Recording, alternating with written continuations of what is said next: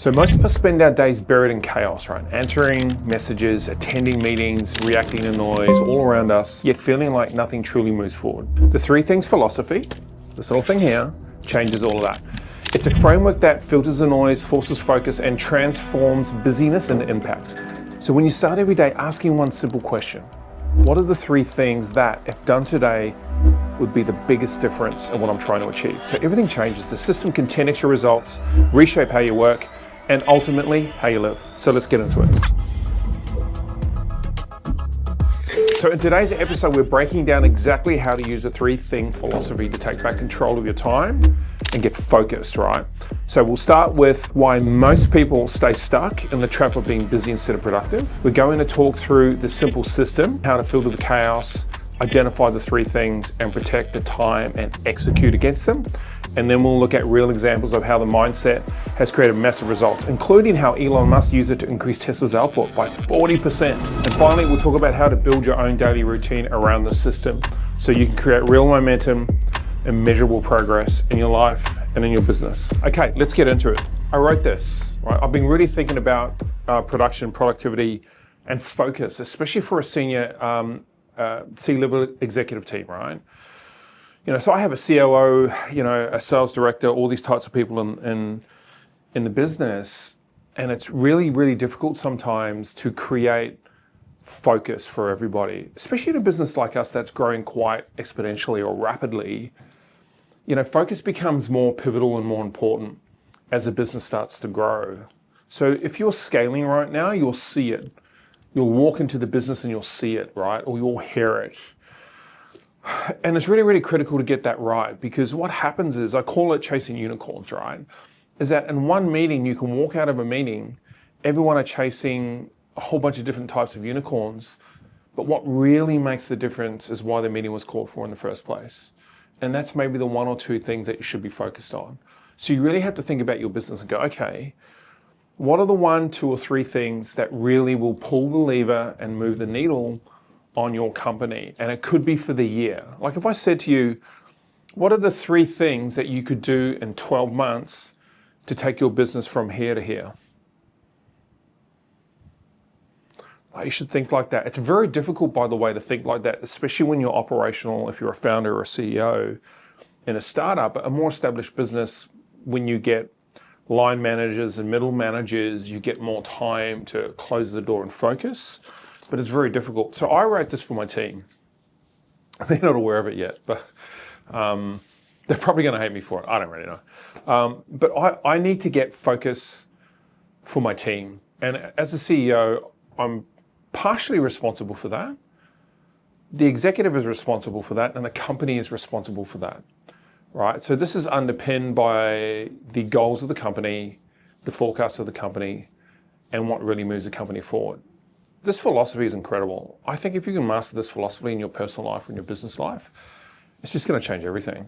You know, this thing's worth $1 million, and it took me probably 3 or 4 hours to really sit there and consider the impact of this philosophy, which I pulled from Elon. I did see an interview with him when he was speaking about Tesla. I think it was in 2016, where they were getting smashed by the press, like all this negative news about their production schedule, where, you know, Elon, you know, he's quite verbose most of the time. He can be, though, you know, he's Elon Musk, but, you know, he was saying that they were going to produce 5,000 cars a month. They were doing 2,000. They were getting smashed in the press, really negative news. It was affecting the board and the shares. So the share price went down. And he spoke about using a very similar philosophy to this, which really got me thinking about how I can deconstruct the noise in the company for my leadership team and help them get focused. And there's a few things that you can do. So I wrote this book, which will turn into a course, and probably give it away for free. So would appreciate it if you subscribe, and we can give you materials like this. So I'm just going to dive into it. So the first thing I wrote is, what is the three things philosophy, right? So I put a summary in the start of this book. By the way, we'll give this to you. Click on the link in the description. So the three things philosophy is a productivity and focus framework designed to help individuals and leaders shift from being busy to being effective. It's built on the principles that progress doesn't come from doing more, but from doing what matters most. Each day starts with one powerful question. This is super powerful. One powerful question. And in the book I've written, what are the 3 things that, if completed today, would make the biggest difference toward my most important goal? So you have to ask yourself that question. What are the 3 things, you can frame this however you want, that most move me towards my goals? Really important word here. You have to have goals. The philosophy sort of doesn't work without them. So even that principle alone will force you to think about it. What are the 3 things I need to achieve this year? Or what are my 3 goals? Not what are your 10 goals, what are your 15 goals, what are your 7 goals, but what are your 3 goals, right? So just pick 3 goals. So if you're in, now this could be personal or business, right? Pick 3 goals. What are they? Right. For our companies, it's largely around revenue, but not entirely, right? Like, because revenue becomes a metric for measurement. So you need to really think about that. So each day starts with one powerful question. What are the 3 things that most moves me towards my goals? And what happens is you can eliminate the things that don't. You just get rid of them. If I was to water that down and you walked into the office on a Monday morning, or wherever it is you work, is you'd say to yourself, what are the 3 things I need to do today to move me towards this? Just 3 things, not 4, not 2, not 1, not 10, but 3. Now, when I walk in the morning, sometimes I can have 5 conversations before I can get to my office door. Someone has a question, there's an issue to deal with, a client's got a problem, there's an elephant walking through the office. It's happened 3 or 4 times this year alone. So, you really have to think about, okay, I need to get out and get focused. So you should do it before you get into the office or do it the night before. I do both. But I normally get in before most people. So I'm sitting in my office with a cup of coffee and I'm sitting there thinking deeply about my goals. I'm really focused on 2026 right now because we're coming into Christmas. By the way, I'm trying to cancel Christmas. I'll come back to you and send you an email. But I spoke to Santa Claus and I'm getting a petition together. If you want to sign that petition, just click on the link in the description and we're going to cancel Christmas. So I'm thinking about 2026 and go, okay, so what do I want to achieve? What are the 3 things we want to achieve? And in 2026 for us, so this is for one company, there's a revenue target, there's a market share, and there's diversification in the market share, by the way. So there's subcategories to your 3 things. It's not just, so there's ambiguity in the 3 things that people didn't know you and they would look and go, what does that mean? You'll figure that out. And the last one is technology. Because I think for us, deploying AI technology at a higher rate, a higher level, with more depth, will be our biggest exponential shift forward for all of the businesses that we operate in our group of companies. So there you go. Number 1, what are the 3 things that most moves you towards your goals? Your goals, you want to start thinking about 2026 now, man. If you are not doing that, you should do it. For you, Christmas is definitely cancelled until you get these goals written for next year. And it's 3 things. So mine is a revenue target, a market share target, and a technology and AI, artificial intelligence technology deployment across these 2 things. All right, so that's us. So the next part of the program was the core problem, busy versus productive, right? So number 2, busy versus productive. Now, I have been a byproduct of these things. I live here. I remember when I first got into business back in the 1920s, I was this guy. That was me. Like I was working 100 hours a week for years and years and years, you know. And what happened is when you get into that cycle, it creates a lot of noise around you that you get used to. So when you walk into your business environment from home, if you don't feel like you're being productive, and I'm talking probably more operationally, you feel when you leave the day that you haven't done enough. That's a misconception, and that's not aligned to this. It's not, man. I used to think it was. I've had to educate myself about it, but it's not. I'll tell you a story about Elon Musk, how he managed to decipher those three things for his business test a little bit later in the app. But you want to be this guy. This is the guy you want to be, right? You don't want to be this guy. This is a byproduct of that, don't get me wrong. But the busy guy is doing 10 to 15 things a day. The productive guy is doing 1 to 3. See the difference? It's a huge difference. This guy is not completing anything. This guy is working towards these things because he knows that that's what will shift the needle in 12 months. So I go 12 months, extrapolate that and bring that back. Do you want to be busy? Do you want to be productive? I know what I'd much prefer, right? So the philosophy addresses the common struggle of feeling busy at all times, but you never feel like you're making real progress.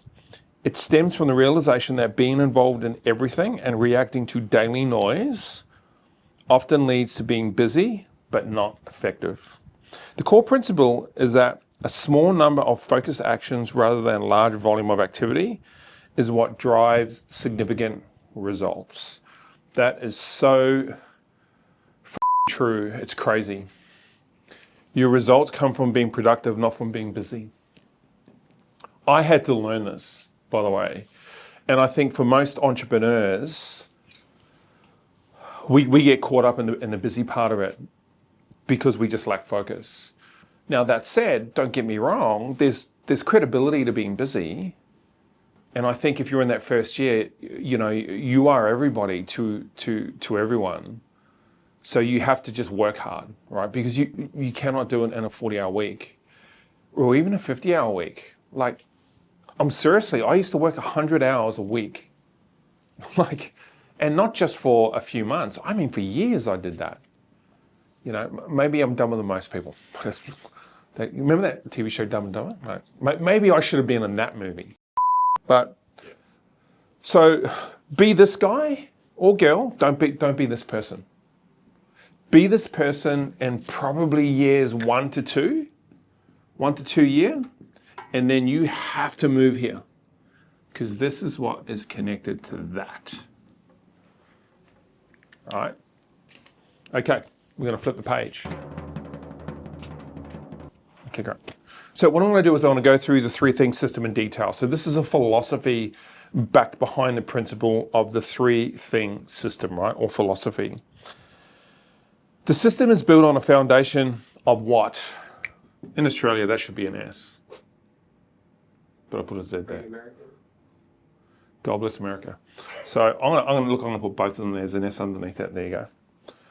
So it's built on the foundation of prioritization.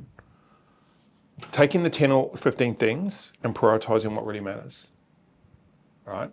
Don't get me wrong, the other 8 things need to be done, but maybe that's through delegation. Maybe they can wait because no one is going to die, right? And putting time aside for this. What I like, what I do with this is if I commit to the 3 things philosophy, inside all of this busyness, I might add, there's 3 hours of the day that I lock my door. Let me do this, look at that. I've got a little bit of creativity going. I lock my door and I get 3 hours to myself.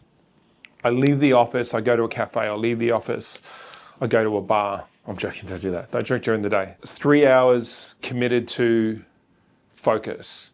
And then get back and do this. I tell you what, if I did not come to the office for 5 days and handle all this busyness, would the office go out of business? No. Would people die? No. It's just okay. Like, Don't react to everything, because there's all this noise around us, like I said at the start of the set. Emails, people tapping on the shoulder, knocking on your door. Emails is the worst, I'll tell you. Notifications on Teams, Zoom meetings to have, invites that you get, CCs and BCs that you get, fucking WhatsApp messages from corporate groups, right? And then LinkedIn messages and all this other stuff that's happening. So you have to prioritize out of the craziness and get the 3 hours in the productive element. So to identify these 3 things, all potential tasks are categorized into 3 levels. So prioritization, you've got level 1. Cool. What is level 1? Level 1, maintenance. Essentially tasks that keep the lights on but don't create new value. Examples include answering emails, attending status meetings, reading reports, stand-ups, all that sort of stuff you may not need to be in, but you do it anyway. Why? Because you're inclusive and you're operational, right? So level 1 is maintenance, part of prioritization, right? So incremental improvements to existing systems. Examples include improving processes, reducing costs, and fixing problems. So this 3 hours productivity, with this 10 to 15 hours or tasks of noise, part of this philosophy should go, okay, how can I get my 10 to 15 tasks to really only be 3 tasks that move the needle more, right? So successful company here, negative company here, this is the needle, right? Like, how do you take it from here and move it around there? I don't know why I'm trying this. What did I do that for? It kind of makes no sense and it looks terrible. You probably don't understand it. So you got to get this moving there. Doing less will get you there. Be more productive, right? So level 2 is incremental improvements to existing systems. Improving processes, reducing costs, and fixing problems. This is a good level, right? So this is all about optimization, which will help your leadership crew and yourself get focused. Because if you get rid of all the noise, like you just, maybe you could, what could I use as an example? Take all the meetings that you're going to. Do you need to be in them? You know, just use an AI to record them, use the AI to break down the notes, use the AI to put together a list of actions, and just receive it via email that takes you 2 minutes to read, as opposed to 60 minutes in the meeting. In this company, we don't have meetings for more than 30 minutes ever. Like, we are not allowed to do that. Everyone in the company can get up and leave that meeting. They can go, this does not pertain to me, I'm out, right? It's got to have an agenda. There should only be 3 things on the agenda. You do not go into a meeting to discuss 10 things. It's a waste of fucking time.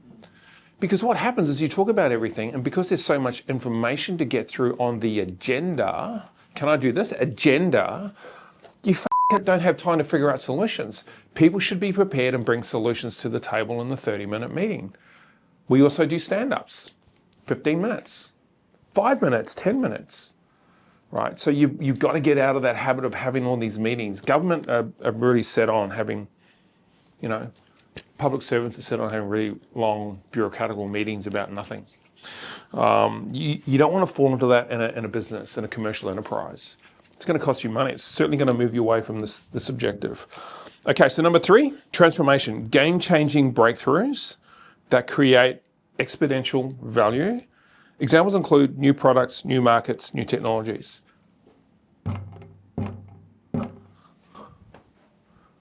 That's what I'm focused on. Because I know that new technology is going to move that, improving market share is going to move that, which will move that. So there's a lot of congruency and collaboration against my 3 things for 2026, right? So I'm prioritizing my time to be productive, to focus on these 3 things and these 3 things only. I still have to do the 10 or 15 things, don't get me wrong, but it won't prioritize my day. By the way, I'm really effective in the mornings between 7 a.m. to 2 p.m. And then after 2 p.m., I like to spend some time talking to people, hanging out with the team, you know, hanging out with Henry behind the camera, talking about Toyota Priuses and how amazing they are. You know, and just generally shooting the shit and chewing the fat, right? Chewing the fat. God, that's not good. So, yeah, no, don't chew fat. Oh, where did that come from? That's an American saying, by the way. Don't chew the fat. Okay, so now we're going to dive into the protection protocol, defending your focus. Man, you need to build a wall around you. It's so critical to get right. It's okay to say, I don't have time for that right now. It's okay to lock your door. You know, tell your team that when my door's closed, do not come in unless someone is burning in flames on the floor, their skin is melting off their face and they are going to die. Even then, you guys could probably handle it. Right? You have to tell everybody. Like, I think everyone here knows that if my door's closed, don't knock on it. I'll throw something at you, right? I'm sorry. Henry does it all the time. And sometimes I just ignore it. So I get really super focused. Sometimes I put on music, sometimes I don't. Sometimes I close the curtains, sometimes I don't. I have a lamp in my office because I like really low lighting so I can see my screen. So the strategic goal is to flip the typical time allocation and spend 80% of your time on level 3 transformative activities. 80%. So number 4, I'm just going to write here 80%. This is where people, they spend 80% of their time doing operational tasks and 20% of their time doing transformative tasks. That's where most people live. This was me. Sorry, this was me. For a large proportion of my entrepreneurial career. Because I could build businesses and get them to 3 million. Like, I was really good at that. But what I lacked is the understanding, the transformative actions and focusing on smaller, more condensed things that move the needle. I just didn't get it. I didn't see it. This is a game changer, by the way, people. I think if you can learn this and apply it, by the way, it's all about execution. Reading this and doing nothing is a waste of your time, so don't bother in the first place. But try and execute against it. So you want to switch it and you want to move here, right? So you want to do is you want to churn this into 80% and operational into 20%. So these are the winning numbers. So decrease the noise, your operational tasks, and you've all got them.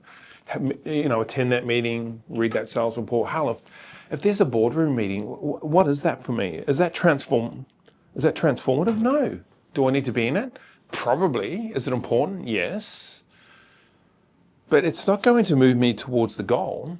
It just won't. Send me the schedule, send me the meeting notes, and I'll read it later. I just don't need to do that. Do I need to be in the sales huddle? No. Is it informative for me and will I learn a lot? Yes.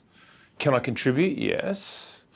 Is it great to be in it? Yes. Do I actually need to be there and is it transformative? No. So go through and write down all the tasks in your 80% operational space that you're in now with your 10 or 15 tasks every day, and then ask yourself and filter them against these 3 things. What are the 3 things that most moves me towards my goals? And you've got to be pretty brutal with it. Like, I think, you know, there's lots of things that I need to be involved in. I was in a meeting today about payment plans, right? It was good to be in it. I could contribute to it. I had a couple of good ideas. But did I really need to be there? The answer is no, I did not. You know, so now 10x that. How many meetings are you going to that you need to be in? Probably most of them you don't need to be in. 90% of them you don't need to be in. Boardroom meetings, most of them you won't need to be in, right? Unless you have a board of 2 people, well, then you probably do. You know, meetings with the accountant every week or every month, you need to be in them. Well, could he not just send a report and you use AI to extrapolate the data that you need at a given time? Meetings with the sales manager, you need that. Well, what you do if you want to be transformative and use optimization is maybe you should build dashboards so you can look at them live and you don't have to attend any meetings about sales because you can see the data at every minute of every day. Like, so these are the things you need to think about. Okay, cool. So identifying your 3 things is only effective if you protect the time to execute against them. This requires a disciplined system. The first thing, time blocking. right? So dedicate uninterrupted blocks of time for deep work on each three things. So I told you guys, I use 3 hours a day. So I write down my three things first thing in the morning. The three things, I don't have 3 consecutive hours. God, I want to do that, but I just, unfortunately at this time, I don't have the opportunity. We're getting set up for 2026, so I do have to be part of the strategy for the next year. So there's a lot of work for me to do that. I have to meet with a lot of people to get them calibrated and aligned to that. So it might be an hour in the morning, an hour in the middle of the day, an hour in the afternoon. I also do an hour at home with all the noise, right? So I sort of settle into the evening and it gives me an opportunity away from everything when things are quiet. You know, put a bit of jazz in the background, you know, and just think. So I take the day and extrapolate the day, think about what moved me towards this that I did today, what did I miss, and what can I make up for this evening. I don't do that every evening, but I do that some evenings, but I try to get 3 hours, right? So time blocking, dedicate uninterrupted blocks of time, that's mine, for deep work on each of the 3 things, okay? These. Communication boundaries. During focus blocks, be unavailable. Turn your phone off and close your apps. Turn your goddamn phone off and close your apps. Pretty simple.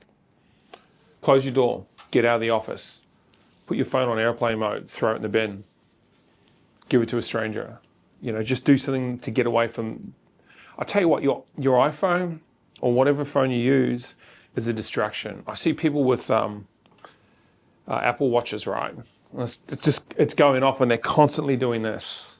Constantly. Like, this philosophy is the opposite to that. Get rid of it. Like, you know, my watch does not send me emails. What does it do? It tells the fucking time. That's it. Yeah. Right? So turn your phone off, get rid of the Apple Watch, turn off all your notifications. You don't need to be part of the Teams chat. You know, when people are dropping funny memes of cats climbing trees. Right? You don't need to be part of that stuff. You need to stay away from it. So you need an element of maturity to be able to deliver this focus into that area. Okay? All right, so the protection protocol, defending your focus, energy management. Energy management, I'm gonna write that down. I think that's pretty critical. Energy management. We should get quite a whiteboard. Okay, energy management. Schedule your 3 things when your energy is at its highest and schedule everything else around those peak performance blocks. So I said to you guys 7 a.m. to maybe 2 are my peak performance times. If I go to the gym in the evening, which I do every couple of days, after that session, I'm pretty wired and I can get a good 2 to 3 hours worth of productivity out of my brain, right? So I know that I can leverage those post-workout sessions. And then on the nights I'm not working out, it might be spend a little bit more time with the family, you know, watch a dumb TV show to break up the monotony of the week, go for a walk, you know, design a spaceship that can take people to Mars. I don't know, you guys think about that. Saying no. The system requires saying no to smart people with reasonable requests. As Warren Buffett says, really successful people say no to almost everything. I had this philosophy when I started my first company that I just say yes to everything and I'll figure the rest out later. So this has completely flipped my belief system. So you probably need to reanalyze your belief systems. Like, what you believe, is it true? And I think belief systems need to be upgraded. I think you need to go from 1.0 to 3.0 across the span of your life, if not 4.0. Where you get your belief system from is normally from your parents, your mum and dad, right? So however they grew up in the social economic environment they grew up in, the demographic they were surrounded by created their belief system, right? Especially when they're an adult.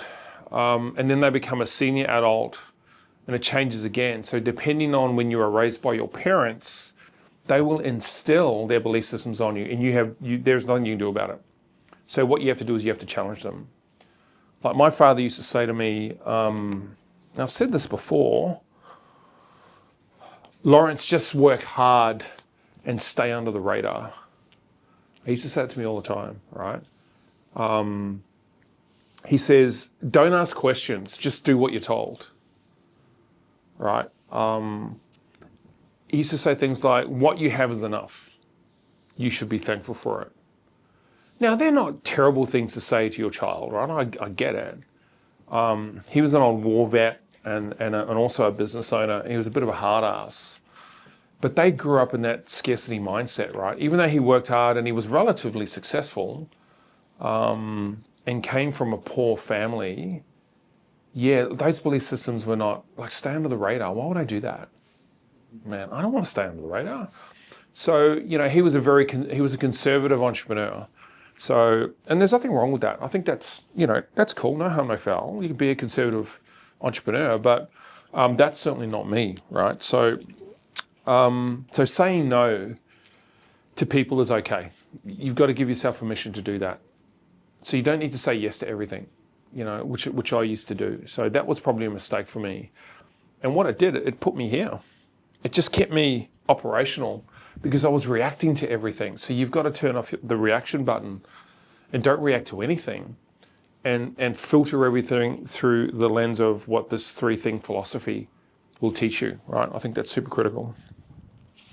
So there's a lot of mindset challenges in this about belief systems, how you communicate after you've filtered something and being able to do that sensibly and appropriately and ethically, right? Like saying no to those that you want to say yes to, who are probably above you, more senior than you, more successful than you. You think that you have to say yes. Well, you actually don't. You need to give yourself permission to do that. All right. So the deeper philosophy, intentionality and impact. Impact. It's a system for living an intentional life. It's about taking control and designing your life instead of letting your day happen to you. The philosophy encouraged a shift from being a victim of your circumstances to the architect of your results. That's pretty cool, right? A victim of your circumstances or an architect of your results. These are the results. Stay focused on the results. All this other bullshit, this busy stuff, forget it. It's second or third. It's never first anymore. So the guiding question to reinforce the mindset is, if you could only work 3 hours a day, what would you work on? Your answer reveals what truly deserves your focus. If you could only work 3 hours a day, that's what you got. By default, you only had a 3-hour day, what would you work on? It's a nice lens, man. It's pretty good. I kind of like it. There are my 3 hours that are split across 3 different time signatures during the course of a day. I love for it to be first thing in the morning from 7, 8, 9, 10, and I don't even come to the office till after 10 o'clock every single day. I only come to the office four times a week now, but imagine if I applied this, how productive would I be? Like, just think about it. If I turned off all the noise, I did 3 hours in the morning, focused on only 3 things that move us towards our goals as a business, and then came into the office, what would happen? Fucking everything will change. It's crazy. I can think about it now and know that that is super powerful and that would definitely work. I didn't see it, 10 years ago. So this is certainly a great system. I think it's a game changer if you can believe in it and onboard it. All right. Here's an example in action. This philosophy was famously applied during a period of Tesla, referred to as production hell, right? So that's what Elon said. The situation, so Elon was working 120 hours a week, sleeping on the factory floor, we've all heard that before, and being pulled into endless meetings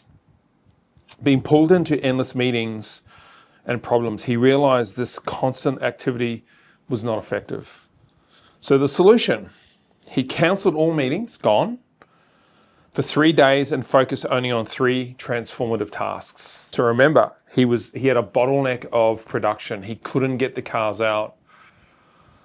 He was producing 2,000 cars a month that needed to be 5,000. That's what was promised. He was getting smashed in the media, nationally, globally actually. Share prices went down and the board was worried. So there's all this pressure. Now you've got to remember, he's not just the CEO of Tesla. You know, he's got SpaceX in the pipeline. He's got new innovation technology in the pipeline. He's got AI in the pipeline. You know, he's got the most successful car manufacturing company in the history of that market and that industry, right? So he cancelled all the meetings. Let's get back to it. His solution: cancelled all the meetings for 3 days and focused on 3 things, 3 transformative tasks. The first task: fixing a specific pack assembly line bottleneck, simplifying the production process, and installing a new tent structure, what he calls it, for extra production capacity. Those are the 3 things he focused on. So he sat there and identified, if I was only to work on 3 things that could fix the problem to get us from 2,000 to 5,000 in our production, what would it be? He identified them, then he just executed against them. And these 10 to 15 things that he was doing every day that were keeping him busy on the factory floor, working 120 hours, he stopped. Was he still working 120 hours? Yeah, but that decreased over time because he realized working 120 hours is not how you get here. In fact, it's kind of stupid. I used to say, oh, I worked 100 hours last week. Yeah, I'm a big man and super cool. But that's not intelligent. I'd rather say, well, I'm achieving more by working 60 hours a week. Imagine that, how much more efficient you would be. So efficiency standards are really important.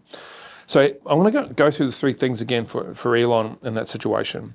So fixing a specific battery assembly problem, simplifying the production process, and installing a new production structure. Those are the 3 things you did. Now, the result: this focused effort increased capacity by 40% in just those 3 days. So he took 3 days out and the impact was a 40% improvement on production. 3 days. Do you think he would have achieved it if he was doing the 100 hours sleeping on the factory floor? So he was like taking care of engineering problems in the morning, debugging technical problems in the evening, and then fixing engineering problems during the course of the day, every day. Got him nowhere. Were those tasks important? Yep, 100%. Did he have contribution? Yes, 100%. Did it move the needle? No, it didn't. It just maintained the status quo. So even he had to realize that, right? So, all right, so Elon's 3 things: review and approve for final decision for Starship. Well, actually, let's backtrack a little bit. This is another example. This is a different example from the Tesla situation. So he's trying to achieve this for all of his companies now, and he's applying the same principles, right? And so he's a big picture guy. So let's step out of Tesla and say that he needs to figure out how to apply this principle to all companies, right? So, SpaceX, Tesla, and all those other companies. So here are Elon's 3 things. By the way, this was soon after he applied this principle to his production bottleneck issue and then applied it to every element of his life. So does it work? Yeah, of course it works. Okay, so Elon's 3 things across all of his companies. Review and approve the final design for Starship's heat shields. And what's that attached to? Multi-planetary sustainable life for humans. It's just a little goal that he has. So he knew that was the next thing that he had to do before step 2. That was an issue for that company that had to be done. The next thing: make the final decision on Tesla's next gigafactory location. Sustainable battery power and access to the materials required to make batteries to scale from 5 to 8 to 10,000 production per month requires a gigafactory to be processing the materials he needs to make the batteries. Without that, you can't scale the company. So he identified that as a key issue that drove him towards this. And then he attacked it. Whoops. Look, I did that on purpose. I didn't do that, Oh, no. Okay, so the last one. The last one he put here, I'm going to leave the last one out, right? Because what I want to do is I think people need to think about what they need to apply to their situation, their own business. They don't have multiple companies. They may not have any companies. People go, well, Lawrence, how do you apply that to someone? I just have a job. Or I'm a student, right? But you can apply to that as well. What are the 3 things that will move me towards my goal as a student? Well, graduating is one of them. So you whittle that down as, okay, where am I ahead? Am I behind? Am I understanding the syllabus? What relationships do I need to develop to get extra tutoring? to be excellent at this syllabus, to graduate. It's all the same thing, right? So it can be applied to that. So this strategy enabled Elon to produce an additional 3,000 Teslas per month, like I said, positioning the company to become the most successful car manufacturer in history. So personal energy management. Elon Musk notes that his peak energy is typically between 8 and 2, mine 7 and 2, right? So he protects this window for his three things. And I do the same. I'm much better in the morning than the afternoon. I think most people are. I think biologically that's sort of how we operate. And having that workout, I work out in the evening, I don't work out in the morning. I just much prefer to do it in the late afternoon or the evening, that I get a little bit of a burst of energy and I can keep going at that time. Okay, summary of the three things philosophy. So I'm going to summarize things before we get out of here. So stage one, inputs, the chaos. Everything competing for your attention, be very, very cautious of that. Tasks, ideas and problems, emails, meetings and updates. The feeling of being effective is not efficiency. So you've got to turn that stuff off. Do you have to get involved in it? Yeah, you do. But you can manage the percentage level of the time that you allocate to it, right? And delegate people. Like I would delegate as much of that as possible. Stage two, the filter. So the system. Sort all inputs using 3-level method. Maintenance, all right? Maintenance, optimization, and transformation. So transformation is a big impact. Optimization, small improvements. Maintenance, what keeps your business running? What keeps you running? What are the day-to-day domestical chores that you need to do in your business? But you want to focus on level 3. That should get 80% of your time because that's transformative. Number 3, prioritization. So the question, ask what 3 things, if done today, would make the biggest difference to your life. So that is this, right? So this is a document which will become a policy in our company. Like, this is going to underpin our 2026. Like, you have to have a model, right? You have to have a plan, a strategy, you have to execute against it, but it needs to be underpinned by a model. This is the model I'm using.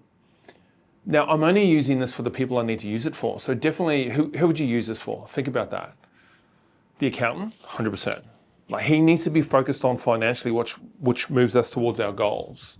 I don't need to see all the noise in the P&L and have the meetings about, the 1% on this platform and the 1.2%. I don't really care because that doesn't help me with that. So I want him to be very specific moving forward. So we've just sent him an email and we've said to him, here's what we want from you. So we're shaking him up a little bit to get him to provide us the information that allows us to focus on this. My COO, he needs to be on this, right? So what did we do? So this is action in real time. So we're going to deploy 2 platforms. We are going to deploy Trello for low-level tasks for sort of midline people, right? So we can deploy accountability to tasks and ensure that they get done that are attached to this. And then I think we're using another platform, can't remember what it was. Was it Clicked? I think it's Clicked. Where managers can use, and every time we discuss the tasks that need to happen, what are the 3 things? We put the 3 things in there for each individual. We underpin it with the strategy document. I went through that last week. Go back and check it out if you didn't see it, which is attached to this, which goes into the board, that's live and everyone can see it, and then we can hold them accountable to achieve that. So the sales manager will be on that. Commercial manager will be on that. The chief operating officer will be on that. The recruiter will be on that. I will be on that. The ops team leader will be on that. So that's how you hold people accountable, because you have to underpin it with the system. You can't just do it and hide under a blanket and hope for the best, right? I think it's really important that you do that. So once you figure these 3 levels out and you commit time to them, spend most of your time on the 80%. Now, you're not going to do 80% tomorrow, so don't even try. But just say, I want to lock my door for 1 hour. I'm just going to think. I'm not even going to have an agenda for that first 1 hour, or maybe even the second. I'm just going to write down some notes about what I think will move myself closer towards my goal. And if you're the founder, that's the company goal, right? And you're wrapped up in that. Write down your 3 things for 2026. Please do it now. Please don't leave it till January. It's too late. You should be writing your personal goals now for 26 and your company goals for 26. And you should be deploying strategy right now to get in preparation for that. If you're not, you're sort of behind it, I think. You're always going to be busy. Think about turning that into productivity by itemizing your time and limiting the noise. The maintenance can be done by other people. You need to find optimizations that help the people do the maintenance, and you're focused on transformation activities, and that's it. It's pretty simple. So this document, so we've got a fact sheet. It'll be in the description, so please click. Now, we ask that you subscribe. We give all this stuff away for free. And we put a lot of thought into this. This isn't just made up stuff. We are always talking about things that we are executing in our company right now that are real and executionable by everyone who watches this, right? These are simple principles. So we come up with these concepts and we compile them in a format that we think people can use. So and it's all about contribution. So we'd love it if you click the subscribe button, the like button as well, and engage. It helps the algorithm for us for YouTube. So that'll be appreciated. And we'll see you in the next episode.